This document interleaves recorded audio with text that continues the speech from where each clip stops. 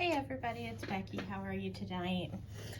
Coming to visit with you for a little bit just to kind of give you an update on where I am on a Dreamy Retreat, things that have been going on this week, upcoming plans, etc., etc. So a couple things I wanted to start with. One, I took a page from Lazy Retired Granny's book. I got myself some static guard from Walmart, just an aerosol can of static guard, because when you get into this style of container, there is a lot of static in there. I don't know how well you can see, like those are sticking like really, really bad to the bottom of that container. But when I was kitting up my monthly kit, I sprayed the inside of each of my containers and they are not sticking a bit. So Lazy Retired Granny, thank you so much for the tip on the static guard. If you have these little 4-strip containers, or honestly even on your pots like these from your suitcases, if you've got some static, I sprayed it when it was empty and that seems to have remedied the issue. I also have a couple of these in my Dreamy Retreat kit up that I have sprayed and it's greatly reduced the static. I took all the drills out, sprayed it, put them back. Hopefully I didn't mix up the colors, but if I did, nobody's gonna know anyway, so nanner, nanner, nanner. So there is that. I was also gonna mention DP Crazy Lady, on your gnomes that you kitted up. I know you used just part of your label from those, and it looks to me like you used just the number portion, the DMC code number. I used the side that has the number that it is in the order, like 1 through 7 or 1 through 80 or whatever, plus the symbol. I don't see why somebody couldn't like cut the symbol out and just use it if they've got just a small space on their containers to put those on, those stickers. But yeah, for me that has worked well with this size and the round containers. So that's a couple things that I have been working on.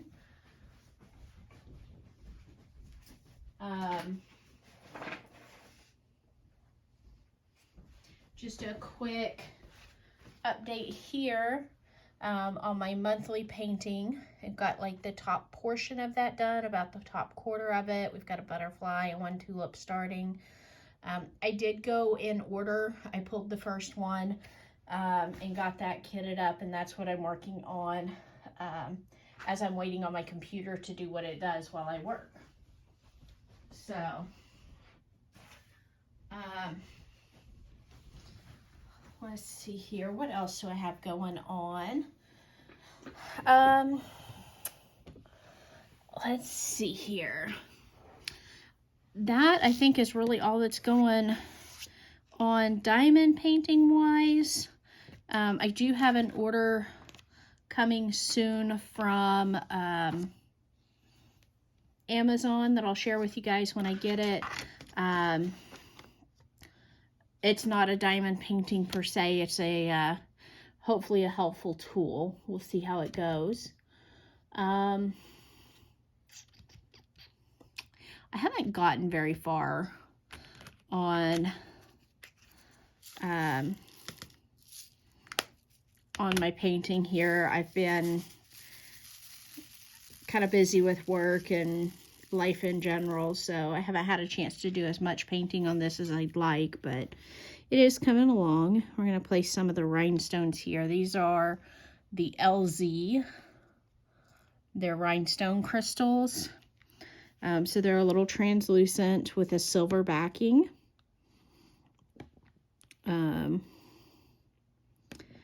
They give a just a little more oomph to the painting. I've really enjoyed working with these. I haven't gotten very many in the painting yet, but the ones that are there look absolutely beautiful. So this week, work has been good. It's, you know, just your pretty average days. Nothing too exciting. I did take the day today off to go with my husband to a doctor's appointment. We've been trying to get him into a thyroid specialist for a while, and we finally got to do that appointment today. We were very, very pleased with this specialist. She seems to be very well educated, very knowledgeable in the thyroid gland and the effects that radiation has on a thyroid gland. Unfortunately, my husband did have cancer as a child. Obviously, he survived. He's got some long-term side effects, obviously, that we just kind of, you know, tolerate, but his thyroid does not function, and it seems like every time he goes to his doctor's office, they want to change his dosage on that medication, and I don't feel like the providers that he's seeing really understand the issues that he has with it. So this specialist seemed to be really good. We were very pleased with her, and so hopefully once his labs come back, she can get him set up and adjusted, and you know, from there we won't have to worry about asking his primary care provider to monitor his thyroid anymore. He'll have a specialist to do that. So otherwise, we just kind of hung out for the day. We went to Sam's Club. I don't know that I've ever been to a Sam's Club in the middle of the week. It was a little weird. So we were walking through the grocery side of things, and apparently, if you're there early enough in the day, they take yesterday's leftover rotisserie chickens and box them up in pieces. So they take like the breast and wing area and then the leg and thigh and separate those. And like in one container is legs and thighs, and one container is the breast and wing. Well, I was like, oh, well, that's, you know, handy. And so I got to looking at it. You know, their rotisserie chickens for one chicken is usually $5, which is a fantastic price. Those are really big birds, and you know, $5 for a rotisserie chicken, you know, that's going to feed you across several meals is fantastic in and of itself. But these, like, I guess you would call them day-old rotisserie chicken that they had kind of parted out, they were $3.98, and you got 2 chickens worth of whichever sections you had, you know, gotten. Well, 2 of the breast and wing, 2 birds worth, so 4 breasts and 8 wings. And then on the chicken, I think it was 8 thigh and leg sections on those. So if you're ever looking for a bargain and you're at a Sam's Club in the middle of the week, go get you some chicken. So for dinner tonight we had chicken, and so what I will do, obviously we can't eat that much chicken in one sitting. We didn't even finish half of one bird, so what I'm gonna do is I will freeze part of what I've got, and then I've also been wanting to make like a chicken and noodle soup kind of thing. So I will probably be working on that later in the week. If you have any, favorite recipes for chicken noodle soup, drop those down below, links or ingredient lists or whatever you feel like sharing.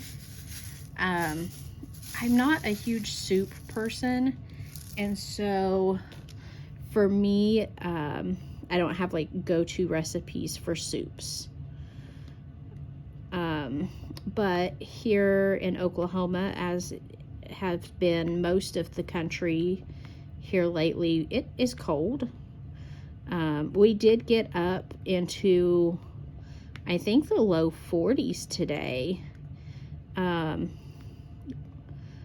at least that, I believe, is what was reported, was low 40s for the high. But we have been, since last weekend, like, negative wind chills and like single digit temperatures and such. So,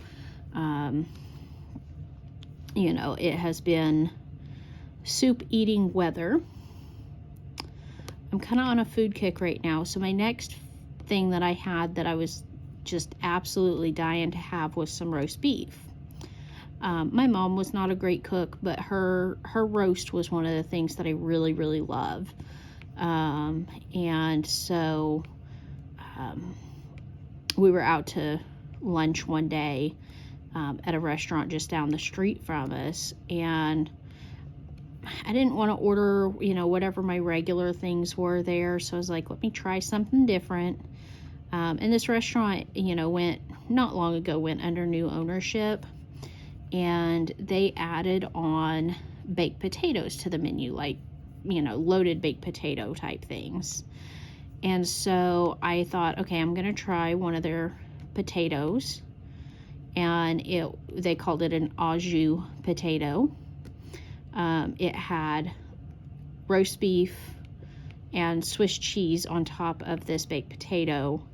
And then they brought you a big old bowl of au jus sauce to pour over it. That roast absolutely hit the spot. It was perfection. I was so excited, so happy. It was a huge portion, and I didn't finish it all in one sitting, but I brought it home and ate it the next day for lunch. So I bought a roast at the grocery store not too long ago, but roast is one of those things that you can't fix in small portions, and my husband and I are both terrible at eating leftovers. So I worry about making a roast, but I have it now, so I'm gonna make it. And I actually don't have a crock pot or a slow cooker. When my mom made roast when I was growing up, she just let it simmer on the stove all day and, seasoned it, and she would throw in potatoes and let those boil in the last 20-30 minutes or so. And then we would make gravy from the stock that was in it.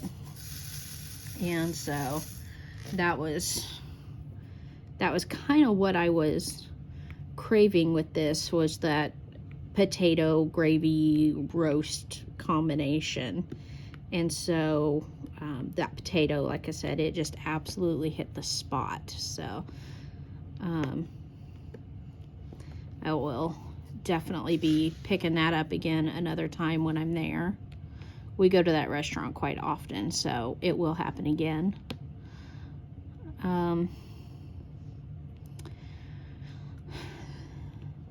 Let's see, what else have I been doing? Really working in diamond painting, or what keeps me busy here lately. I have been talking to the lady that took over the presidency of our quilt guild. She was asking me, some questions, some thoughts on a plan that she was wanting to work on this year with the quilt guild. And so I gave her my input on that. And, you know, since I've started diamond painting again, my quilting has really been set to the side.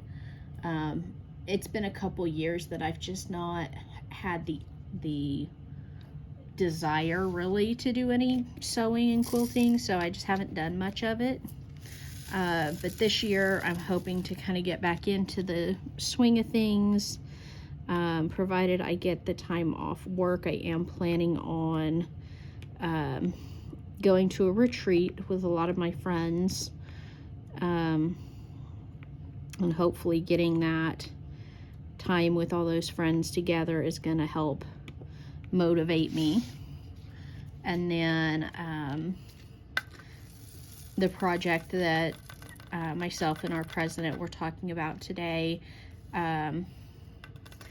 was a program to help encourage us to get incomplete projects finished, because with quilting, having multiple projects, multiple works in progress, multiple whips is very, very common.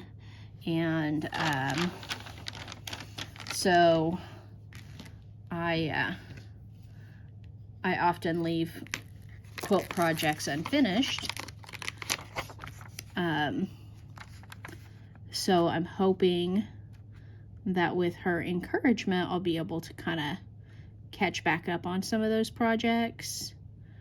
So looking forward to that. My line here was off, so I've got that corrected now. But yeah, that's kind of the way things are going in the quilting world right now. My plan is to use this motivation that she's giving us throughout the year to get some projects finished. I've got over a dozen quilts that I just need to get quilted. And so I need to set up some time to get those taken over to somebody to do the long arm quilting on, so that I can get them home and trimmed up and put binding on them. So hopefully I will be able to get that handled this year and hopefully get a motivation back in my quilting mojo.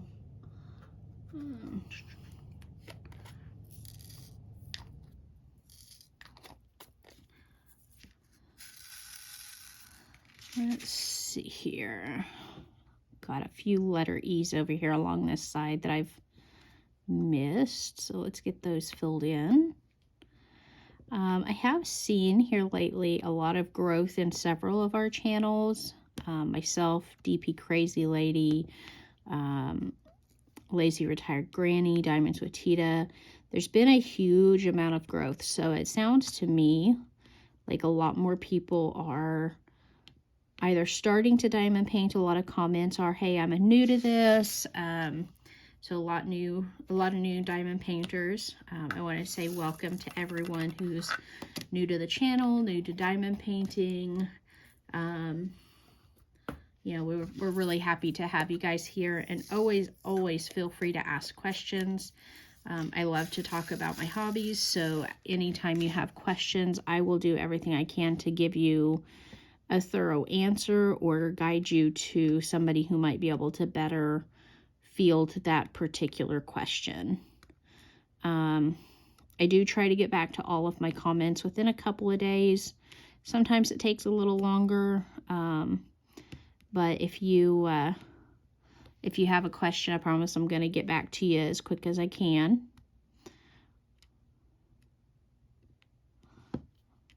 Oh, no, come on. So yeah, coming right along. Trying to think if this is the start of the top of the house, or is that another tree? Let's take a look here. So this is the picture of a Dreamy Retreat. Let me zoom in on it here. And I have completed this side here, and I'm coming down this way. So it looks like right here is where I'm at. So yeah, it looks like I'm getting into the top of this left side of the house. So that's going to be exciting because there's some really cool features in that house that I'm looking forward to doing. And we'll zoom you back out here. So right here is that top part of the house that we're going to start into. Let's see, so these will be new colors that I've not pulled out before, so I've got to figure out where they are. So in the spirit of trying something a little different on this painting, I chose to leave my drills in as close to number order as I could.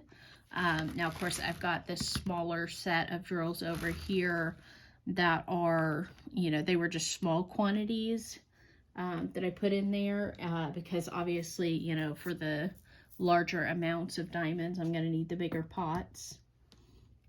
So normally I organize them by numbers, letters, symbols, etc. so that I can actually find them. There it is. There's the one we're looking for finally. So a little bit of regret of not doing that this time around. I will probably go ahead and... The main reason I decided to do it that way on this particular painting is because in this small set, I don't have the ability to like rearrange them, and I didn't want to have to fuss over what order the stickers went in, so I put them in numerical order based on the way they came off of the trains. So still not any closer to figuring out what I want to do for my 40th birthday trip. My niece right now is actually on a cruise, and I'm super jealous of her because in her excursion today, she got to play with sloths and monkeys, and I think there were parrots there as well. So super cool experience for her, and I'm super happy that she's able to do that. But now I want to play with sloths. So a friend and I got to talking. Apparently there is a zoo in Kansas where we could go and play with sloths. There's also a zoo in Branson, Missouri where I can play with lemurs. Been there, done that. Absolutely would do it again. And so we're kind of starting to talk about maybe doing a zoo trip for my 40th, because I absolutely love animals. I love wildlife. And it's such a cool experience to get to be that close and personal with wildlife. Captive wildlife, not like real wildlife. So yeah, I'm kind of leaning that direction, going to a zoo that allows you to have like really cool animal encounters.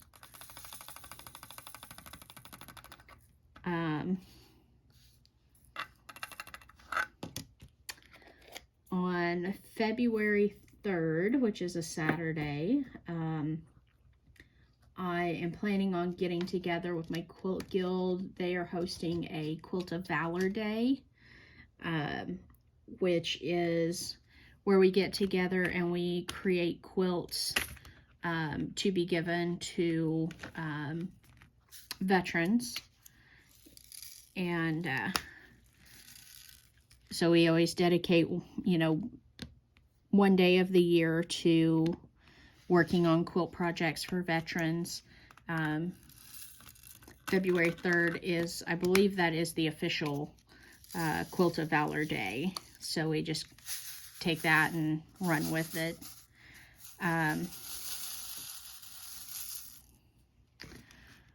We're into these letter O's here are some of the rhinestones. So they're the clear crystal rhinestones, or LZs. So we're going to get a little sparkle on this roof. And let's see here.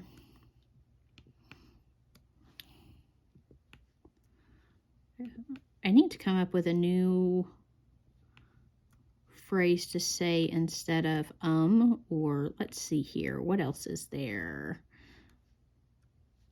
I need better transition words. If you've got them, drop them below. Lazy retired granny, you and your triple whipper status. You're just going crazy right now, aren't you? I think the lack of diamond painting during the Christmas tree sales may have gotten to your brain. I think I will limit myself to 2 at a time because of the fact that that's what I've got workspace allotted for. I've got a little section of my work desk next to my work laptop that I can work on a small project. And then, of course, I have my big dining room table that I am painting at now. So I think 2 is going to be my limit. Oops. So let's talk a little bit more about my recent cruise. Our first port that we went to was Barbados. Barbados, I actually felt pretty comfortable walking around. We actually, there was what was supposed to have been a craft village not far from the port, and I was like, okay, well, let's just walk down there and see what they've got. And it didn't look as far on the map as what it felt while we were walking it. But we got down there, and unfortunately, there were not very many businesses in there. I talked to one of the ladies that had a business in there. She said, yeah, it used to be a big thing, and then it kind of died off, and they're working on trying to rebuild it now. So, you know, if we happen to go to Barbados again and, you know, a couple or 3 years from now, maybe it'll be built up a bit more.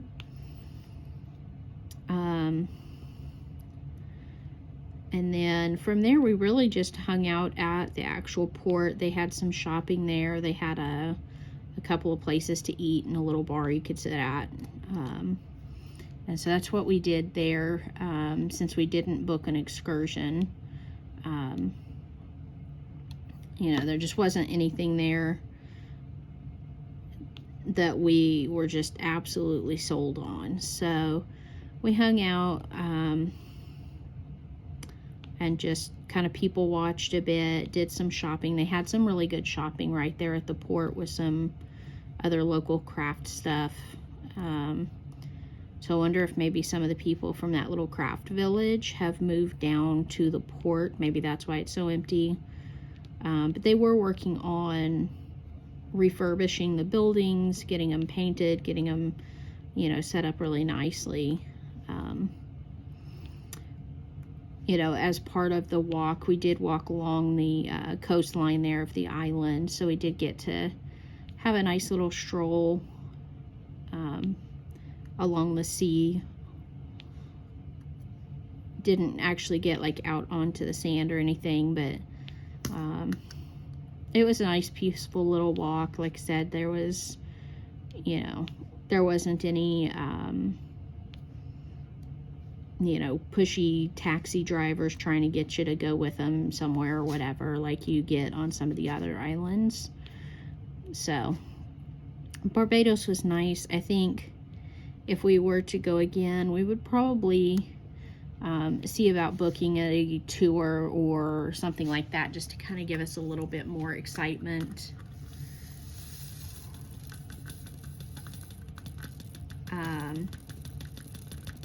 My goodness, they keep coming. There we go. And then from there, we went, our next stop was Trinidad. Trinidad, we went to a bird sanctuary. So the ship transported us over to this beautiful little bird sanctuary. Pause for a moment. If you see here, there's tons and tons of drills stuck to the side of this. And so I'm going to go ahead and dump all of those drills out. And I'm going to do a little spritz of my static guard.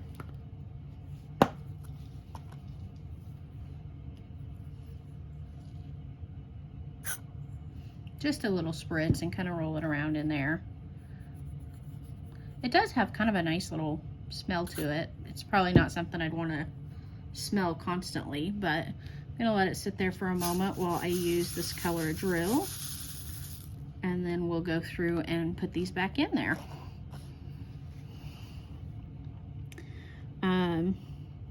So Trinidad was the bird sanctuary. It was a really, really pleasant tour. Like, I wasn't sure what to expect. I mean, I knew we were going to see, the goal was to see what they call the scarlet ibis, IBIS, which is like the bird that they're known for on their island. And so they loaded us up on this big flat bottom boat. Big in comparison to like a fishing boat that we would use on our local lakes, but like not humongous. And we were all on this boat, and they were driving us through this rainforest area. And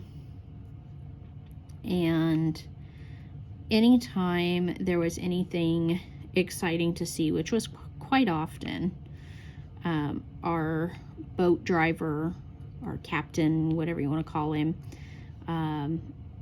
would stop and back up, and he'd help point things out to people. And if people had questions, he was more than happy to answer them. He was just a very friendly, very knowledgeable person. I think he did a great job with our tour.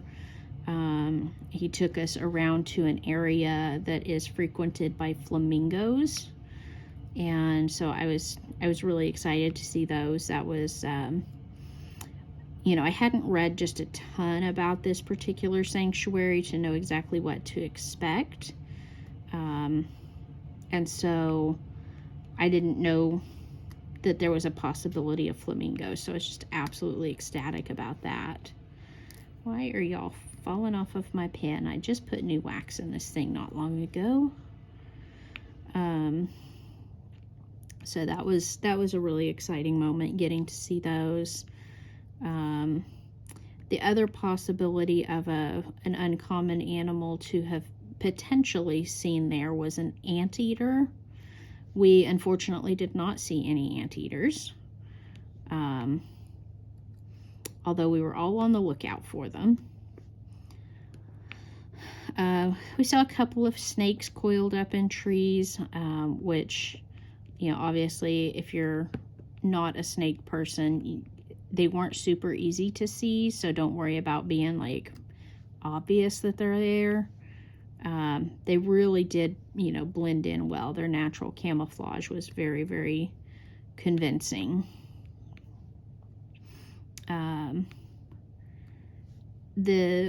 As you rode along on this boat, you just heard, you know, birds chirping and the wind blowing through the trees, and it was just so peaceful. Honestly, if there had been room to lay down, I would have like laid down and just closed my eyes and slept for a while. It was just so serene and so peaceful. Once we got back to the port, we went through, they had some people who had their little tents set up to sell items, and so we were able to purchase some things there. I got a couple of magnets that had hand-painted scarlet ibis on them, and what else did we get there? I don't even remember. We shopped so much while we were there.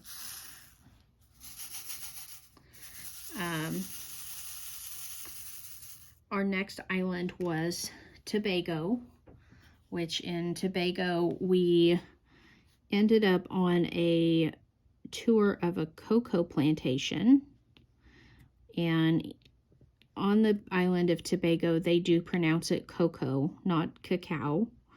The gentleman who ran this particular tour said that either way is technically correct, but in their day-to-day life, they just say cocoa. They don't go all fancy saying cacao.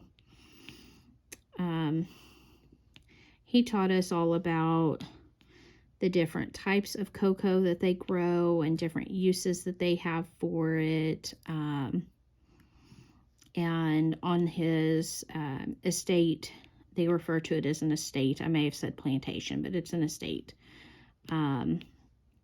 They also grow several other native plants. They grow something called breadfruit, which he didn't have. That was out of season, so we didn't get to try any of it.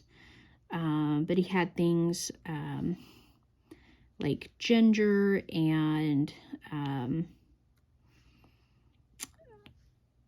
coffee beans and, I don't know, several other things, lots of spices and herbs that they grow there. So it's a very educational experience. We enjoyed it. It was a lot of walking, but that it was all like super shaded because you're walking through a rainforest. There was good breezes. Again, we saw lots of birds. There were hummingbirds and all kinds of other birds that were just naturally occurring there. And so again, it was very, very peaceful walking through there and just listening to the wildlife in the rainforest and looking out over the beautiful views and all that. So give these a little shake to get that static out. I didn't quite get enough in here. I don't think there's still one spot that's really bad, but the rest of it's not terrible. So another day or two, that'll probably be fine. So letter U is next. Oh, look, it was easy to find.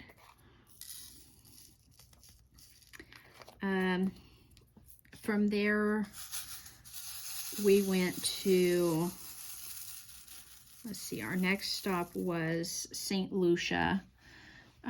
This was a place that I really, really looked forward to because we had a tour booked that I absolutely loved. And it's one that I most looked forward to on this entire trip. We did a, what they call a, is it snuba? Hang on, I've got to think about this. It's been a minute since I've talked about all this. But basically you wore like this astronaut helmet type situation and you just walked along the sea floor. Sea trek is what it was. The same area had a snuba area as well, which is a mixture of snorkeling and scuba. Your scuba tank is floating above you at the top of the water, so it's not like on your back.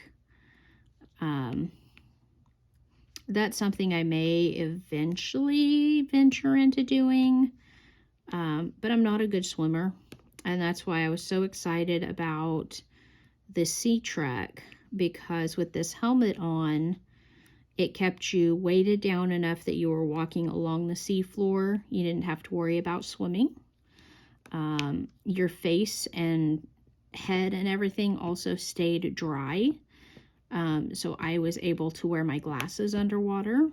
I have a pretty strong glasses prescription. For me, you know, to take my glasses off to try to, you know, get underwater to snorkel or scuba or any of that, would be tough because I'd have to be right up on things to be able to see them. And so with this setup with the Sea Trek helmet dive, you're able to wear your glasses underwater. And that made the whole deal for me. You didn't have like a huge range of motion because you had to stay standing upright. If you went to bend over, your helmet would fill with water, and that's not something that you want to have happen. The whole time you're under there, they have scuba divers in the water kind of guiding you around, showing you where things are, making sure that you get to see everything. They point out different species of fish that are swimming around you to make sure that you get a good experience. So our guides were really great. Originally, we had planned to do this in St. Martin, which was our last stop on the cruise.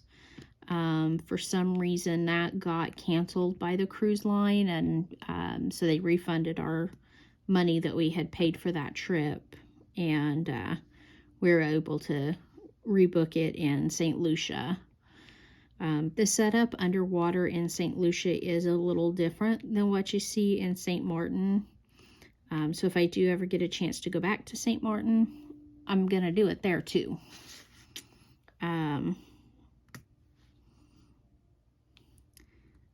It was such a cool experience. And like I said, I'm not likely to ever get a chance to snorkel because of the fact that I can't see without my glasses. And I know people are like, oh, well, the water magnifies things so you can still see. I don't have any distance. Like, if it's not within a few inches of my face, I can't see it no matter how big it is. So for me, I really will take advantage of any chance I get to do the Sea Trek helmet dive anywhere in the world, because it was such a cool experience.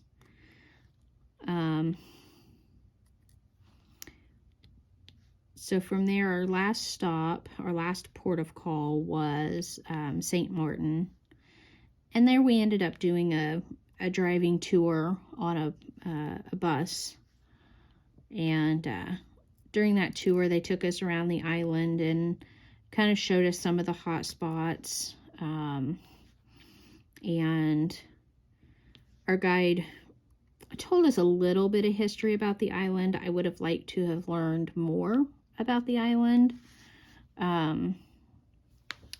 But he told what he did. And on St. Martin, there are actually 2 different countries that split that island.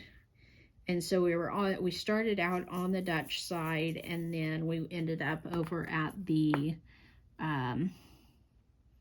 French side of the island, where we got to go to an open air market and shop for some goods there.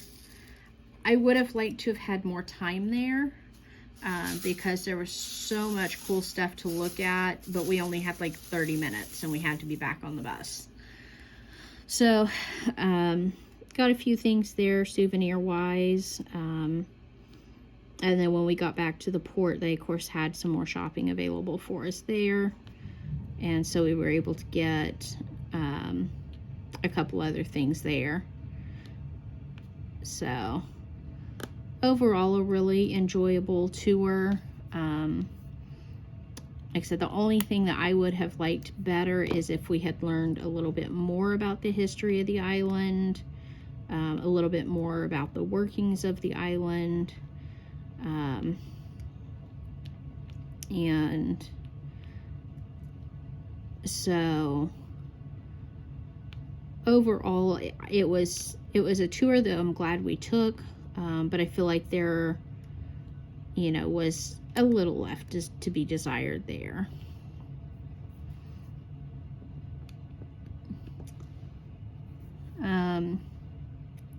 Get some of these pitted ones out of here. So then it was back to the ship and back to Puerto Rico, which was where we started our trip. Something that I did not do that I wish I had and would do next time. I did not know exactly what time our flight left versus the time that we, had to leave the ship. And so we had a very, very long time from getting off the ship to our plane actually leaving. And the ship did offer some excursions in Puerto Rico, where they would take you to go, do something before your plane left. And because we had so much time, if I had realized that, I would have booked a tour so that we could see more than just the airport in Puerto Rico. I know many, many people that actually grew up in Puerto Rico, so it would have been cool to see more of their island other than just, driving from the port to the airport. So next time, we will most definitely make sure to check those times and see if we have time to take a tour between disembarkment or disembarkation, I think is what they call it, and actually going to the airport. So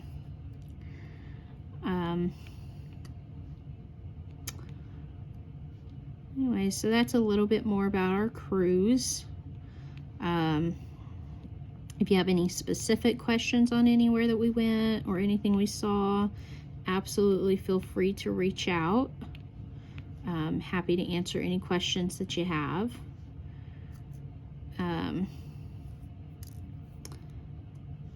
Otherwise, I think I'm going to let you guys go for the night.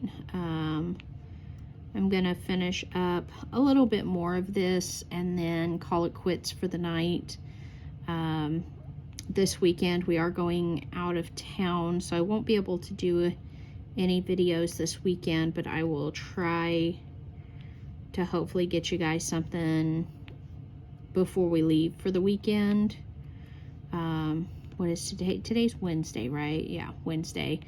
So I may be back tomorrow night to do another little whip and chat and update you on where I'm at on my monthly painting, as well as where I'm at on this one here. So you guys have a great night. I look forward to chit-chatting down in the comments, and I will see you guys again soon. Bye-bye.